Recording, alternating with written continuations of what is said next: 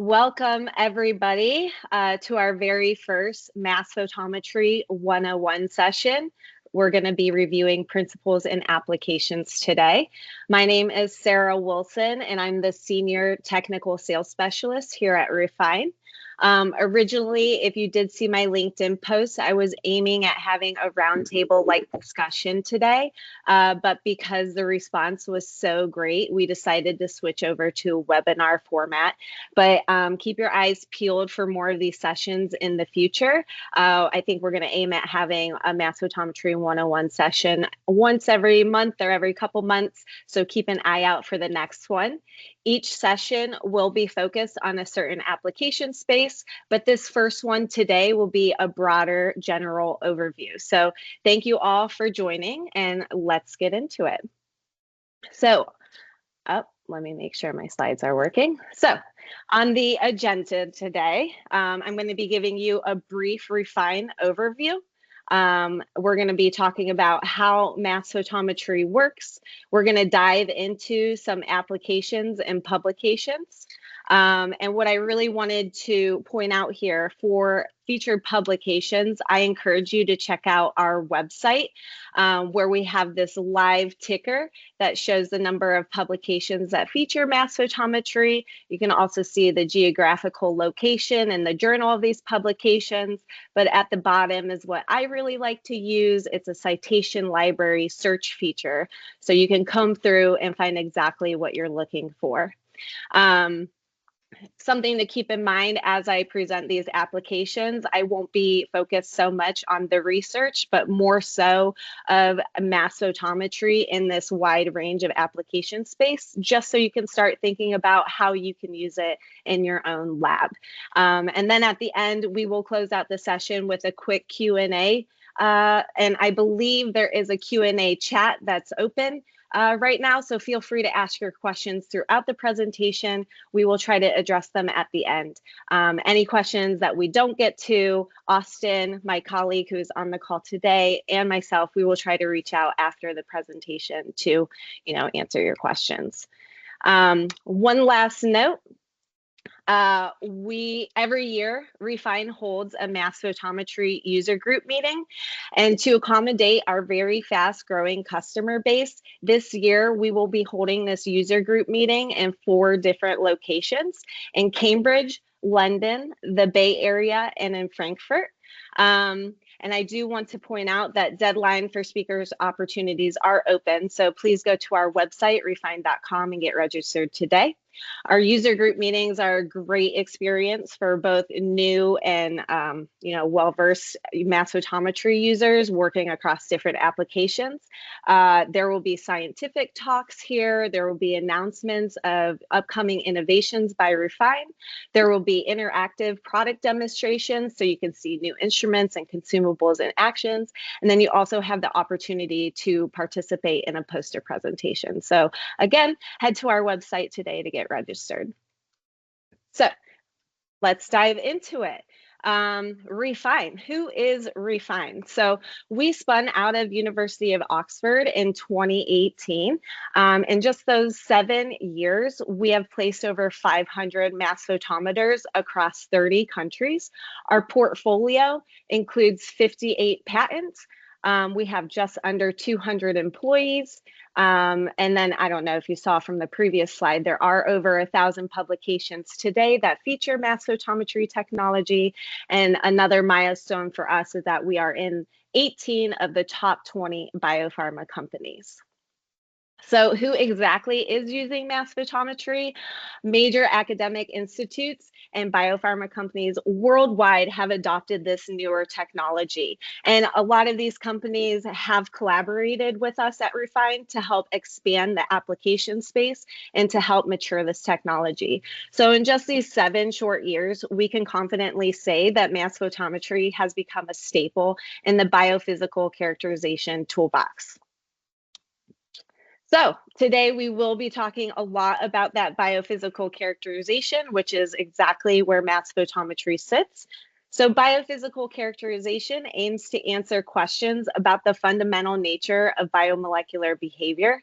These questions broadly are encapsulated in these three areas: sample characterization, where we're considering your sample as a whole; analysis of complexes, where the focus is on deriving structural information about a particular species within that sample; and then interaction studies, where the area of interest is how a particular species interacts with others within that sample.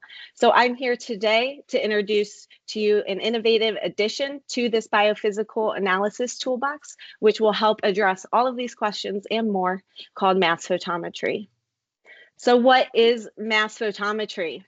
Mass photometry delivers rapid, accurate mass measurements of label-free single molecules in solution in their native state. So the ability to measure the mass of single molecules in a bulk sample means that mass photometry can provide access to subpopulations, which makes it possible to determine complex stoichiometry in oligomeric states. It also means that it's possible to study interactions, and even complex multi-step processes are accessible, in contrast to maybe BLI and SPR, where those techniques can only be applied to simple single-step interactions.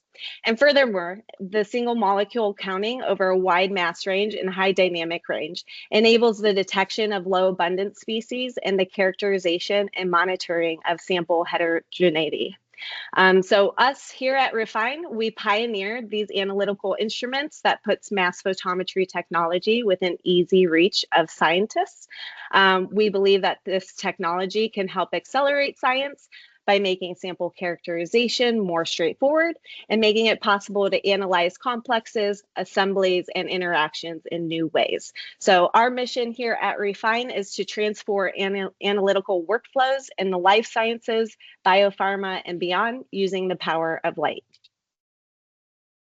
So there are two separate mass photometry technologies. There is our core technology, mass photometry, which measures the mass of smaller particles. And then there is macro mass photometry, which builds upon this concept, adding a second dimension of size. This macro mass photometry is for larger particles in the 40 to 150 nanometer range. But today, we are just going to be focused on mass photometry technology, and this is for molecules less than 50 nanometers in diameter. You can see that there are two separate boxes here. These are our two main mass photometers. The first one, the 2MP, is our flagship system that can accurately measure the molecular mass between 30 kilodaltons and 5 megadaltons. So all of these have been measured successfully with mass photometry: proteins, protein complexes, nucleic acids, macromolecular assemblies, plasmids, and nanostructures. And then we also have a specific instrument for AAVs. This is called the SAMX. And what is happening here with the SAMX, we essentially optimized and honed in on the AAV mass range, which is between 3 and 6 megadaltons, and that allows us to get some information regarding partials, overfilled capsids, and we also have other like titer that we have on the SAMX instrument. But for most of this presentation, what I will be referring to today has to do with our flagship system, which is the 2MP. You might see some notes regarding a 1MP. That is just our first generation system that we don't sell anymore. So everything right now that we sell is either the 2MP or the SAMX for our mass photometers. So the concept behind mass photometry technology is very simple, and it's illustrated by this diagram. So the idea is the following. We shine a light onto a biomolecule, and we're measuring how it interacts with light, or essentially how much light it scatters. So you can see when we shine the light on a molecule with a low mass, that the signal is a lower density. But if we shine it on a higher mass molecule, then the density of the signal is greater. So the intensity of the light scattering is essentially correlated with the molecule's mass. So just to look one step further, how exactly a measurement works. What you'll have is your sample of proteins or other biomolecules, and it'll be illuminated with a beam of light. Once you pipette it to a glass slide, that light is going to reflect back into the instrument, but it's also going to be scattered once your molecules bind to that glass surface. That's going to create an interference between the scattered light and the reflected light. And that's the signal that we are measuring with mass photometry, and it's called the interferometric contrast. What we found out is that this interferometric contrast scales linearly with the particle's mass. So over a 60-second time frame, our software collects thousands of these single particle mass measurements and assembles it into this histogram where you can see the mass of your particles over the number of counts. So looking exactly how this measurement is taken, oh, sorry about this.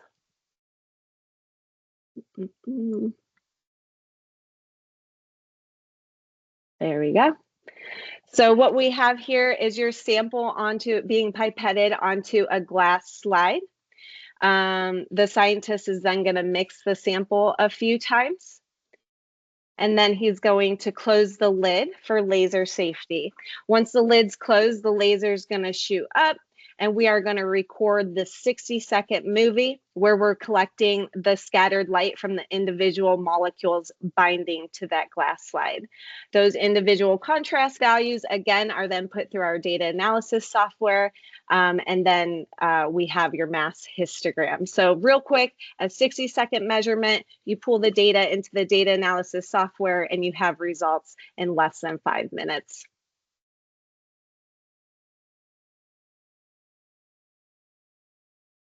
So digging a little bit into the different applications of mass photometry. Mass photometry is so versatile because it measures mass, which is a universal property. And we can use it on many different samples in many different ways. So first, let's take a dig into the sample characterization.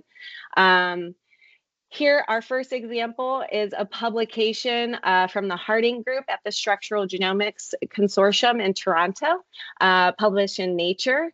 And they basically are providing an in-depth structural analysis of this Huntington protein, which is implicated in Huntington's disease.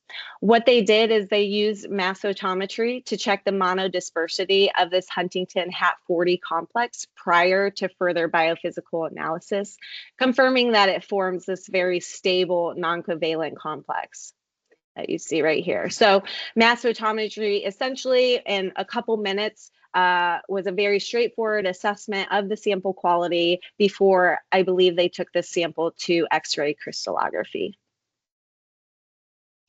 Here's another publication that was published in eLife, and it investigated the role of linker histones in modulating chromosome structure during mitosis. What we're essentially showing here is that they use mass photometry to do buffer screenings.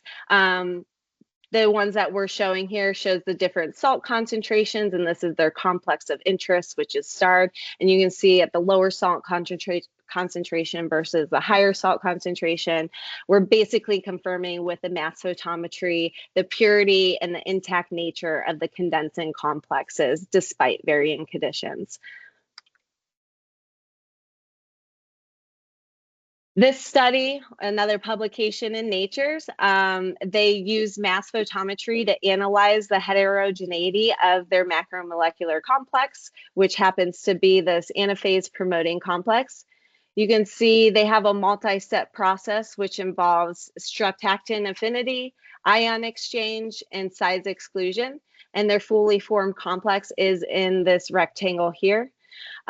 What's interesting is that the complete assembly was impossible to tell from native gels, so it required additional time-consuming and expensive methods, which required activity assays and negative stain EM.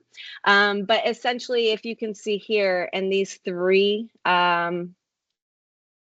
negative stain EM rectangles, that were essentially providing the same information as negative stain, except mass photometry took I think they said it took them an hour to run this whole experiment, where it took them about 2 weeks to get the data back from negative SAM EM.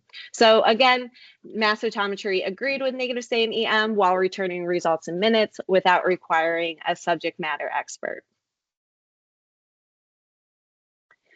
Here's a pretty straightforward example of using mass photometry to help optimize purification. So this was done at the Weizmann Institute of Science. The Sharon lab uses mass photometry quite often, but here specifically it's used to aid in their purification process of this 20S proteasome. And you can see the graph. The second graph here shows the mole fraction changes. So the proteasome, which is grayed out here, you can see it's the purest in the second to last step. So there's no need for this final purification step. So by measuring the fractions on mass photometry, they identified the ones that were good and only pulled those for further purification rather than pulling ones with estimated about the same. And I believe they also compared this to SEC, but we provided higher resolution. So with antibodies, fragmentation and aggregation are quality attributes of biotherapeutics that need to be monitored. So the forced degradation studies are used to assess manufacturability and stability. So here we had an industry partner that exposed 14 antibodies to 3 different stressors, and they wanted to run them in triplicate. What we found out is that mass photometry made this possible in just a half day and used only 7.5 nanograms of sample per measurement. They came back to us and told them it would have taken them 2 days to run the same analysis on SEC, and they would have needed micrograms of sample per measurement. So mass photometry here improves the data reliability with accelerated time to results. And then we'll take that a step further, because when a candidate moves into later stages of development in preparation for regulatory submissions, a column-free method for antibody aggregation assessment needs to be run. So here we're comparing 3 different techniques: mass photometry, AUC, and DLS. As you can see, mass photometry has superior resolution to the others. We're looking at the controlled versus the stress samples here. But you can see the aggregation levels are comparable to AUC. However, we are able to resolve out these 4 separate aggregate species, while AUC, I mean, maybe you can get baseline resolution with the first aggregate, but the rest is not as clear. And also take note that the runtime, it takes 6 hours to run this AUC sample versus 1 minute on mass photometry, using way more sample with AUC versus just nanograms of sample with mass photometry. And you can see the time that it takes to run a DLS measurement is the same as mass photometry. However, you're not getting the same information. DLS is biased towards larger aggregates, so this monomer is not resolved. So even though the runtimes are similar, mass photometry has the superior resolution. A common application space for mass photometry is AAV characterization, and this has to do with our CMX instrument specifically. You can run AAVs on our 2MP, however, the CMX is optimized for this type of AAV characterization, honing in on the 3 to 6 megadalton mass range. The CMX also provides titer estimation and GMP compliant software. But essentially, the concept here is the same. As you increase the DNA cargo, it increases the mass, but not its size. So we can very quickly tell between empty and loaded AAV populations just with a quick 60-second mass photometry measurement.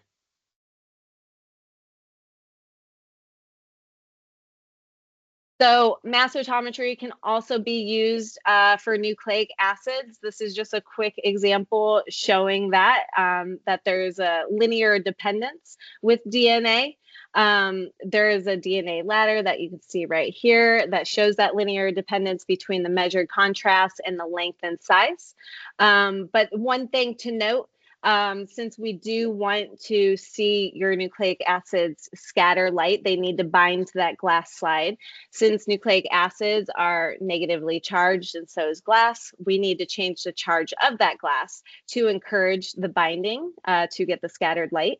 So in order to do that, what we do right now is we coat our carrier slides just with PLL just to change that charge, and then that allows us to expand the application space into nucleic acids. So here's a better example looking at mRNA purity using mass photometry.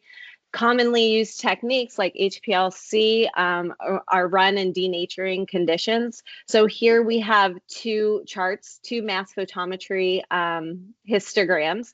One is in its native state, and this mass photometry data reveals these oligomers that are not apparent that you see in denaturing conditions. So it's really great with mass photometry. You're seeing exactly what's happening with your sample in its native state because some of these other techniques, you might be losing out on some of that information. So going into looking at the characterization of the things of interest from going to the sample as a whole, we'll now be looking at analysis of complexes. So here we're basically looking at a ribosome complex. It's run without the magnesium buffer, and you can see without it, you can see the smaller and larger subunits, the 30S and the 50S. But run with magnesium, you can also see this fully assembled ribosome. But also it's detected alongside the small and larger subunits. So this is really just to highlight the mass, the range of the mass that we can see. So we can see all the way up to the 2 megadaltons, but we're also seeing as low as 50 kilodaltons just in this one run.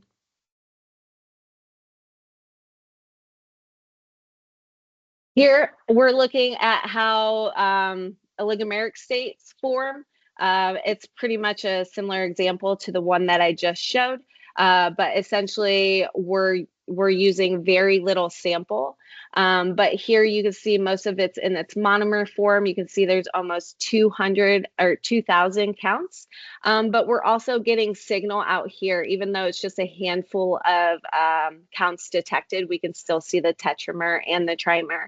So this is, again, just highlighting the broad dynamic range of mass photometry.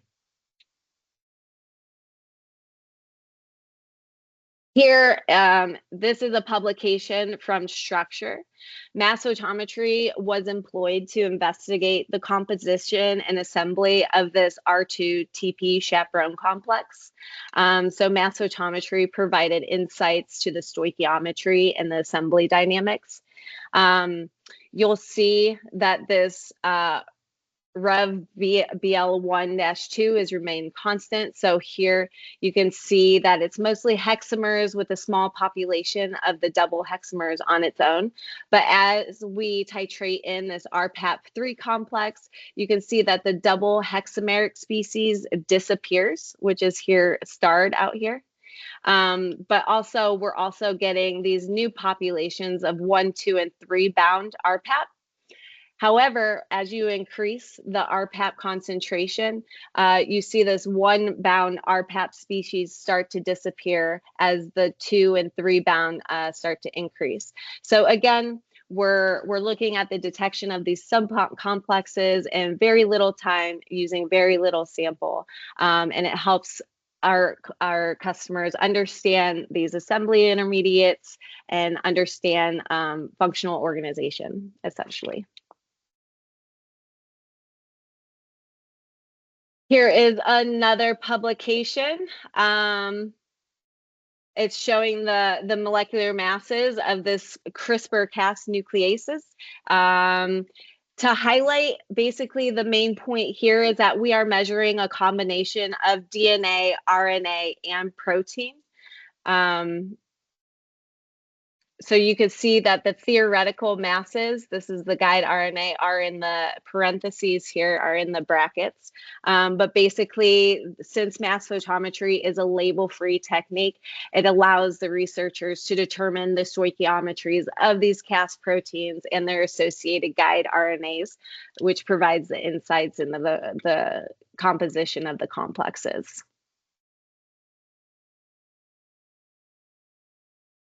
So this is just an example. We have a new add-on for our 2MP instruments. It's called Mass Fluidics HC. This essentially expands the range of sample concentrations by raising the upper sample concentration limit from the nanomolar to the micromolar range. So here you're seeing the rapid dilution in the blue. It's a rapid dilution chip. So when we did the rapid dilution, you can see these new complexes form, specifically the dimerization of this antigen is very apparent, but that's compared to the orange, which was just a static measurement. So the mass fluidics system allows for measurements at the higher micromolar concentration, which enables us to study low affinity interactions.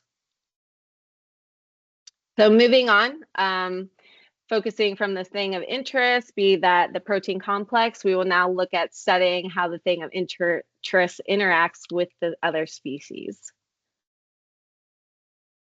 So here we're looking at antibody-antigen interactions. So looking at the complex stoichiometry of these interactions, you can see that we have the Herceptin antibody binding to the antigen. Up here, they were run separately, so you can see their masses. But down here, you can see they were mixed at different ratios, and you can see how the complexes are forming based on the mass output. So again, very quickly, in 60 seconds, you can assess these antibody-antigen interactions.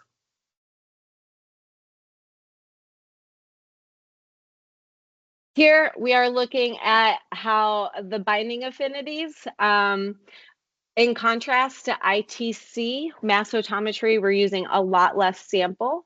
Mass photometry has been used to determine these binding affinities of the antibody with antigen in 1-minute measurements. So you can see the top two panels are the same here. Oh, there we go. These top two panels are the same, but the bottom, this antibody is being bound to the antigen, and you can see there's a slight shoulder.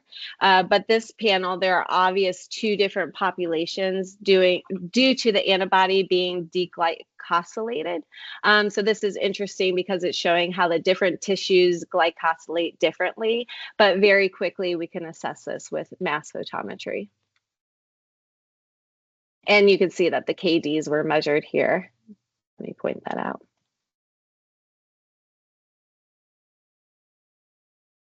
So here, mass photometry is a single particle approach, and it's being compared to another single particle approach, CDMS, for investigating these stoichiometries.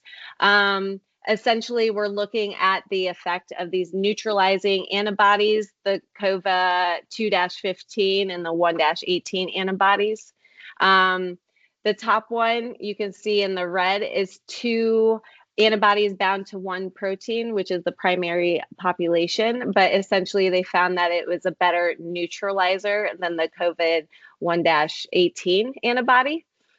Again, I'm not sure if you're all familiar with CDMS, but these are very highly technical instruments. They require an expert. They take a long time to run. And we are essentially showing the same information with mass photometry. And if you know how to pipette, you can essentially run a mass photometer. So it's not like you need a subject expert. And it also requires very little sample and time.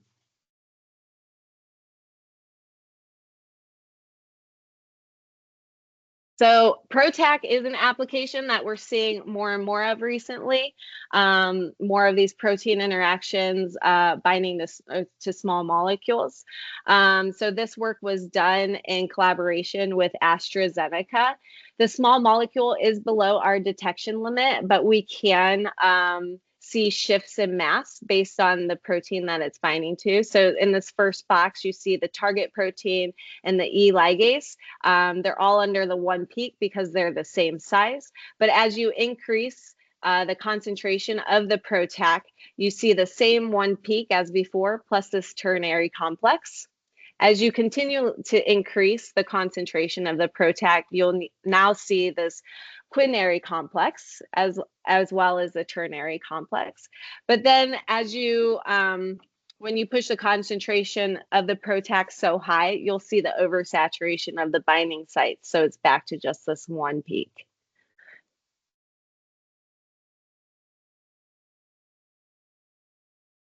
So here we're looking at protein DNA interactions. This is a really straightforward example, but in comparison to EMSA, mass photometry is very quick. So essentially, as your DNA peak, you have your DNA peak right here, ran alone, and as you increase, the DNA peak is going to decrease as the histones go higher and higher, showing that the DNA is being wound up into these nucleosomes. But this is just to show that we can look at DNA protein interactions. So to wrap things up, hopefully I've given a good background on how mass photometry works, what we're able to characterize, what we can determine, and the benefits. But the main thing is that we are rapid, accurate mass measurement of single molecules, label-free in their native state. Very quickly, this is our mass photometry family. I mostly was talking about the 2MP, which can be upgraded to automation. Same thing with our SAMX, can be upgraded to automation. And this Caritro was the macro mass photometer that we did not talk about today, but we will be speaking about at other sessions. And then I briefly talked about the mass fluidics. It's this box right here, which is a rapid dilution feature, and it allows us to have access to those low affinity interactions. So now I'm going to open it up to a Q&A session. So if you have any questions, feel free to write them in the chat. Again, thank you so much for joining today. And yeah, keep an eye out open for future webinars like this in the future. But thanks for joining, and we will see you next time.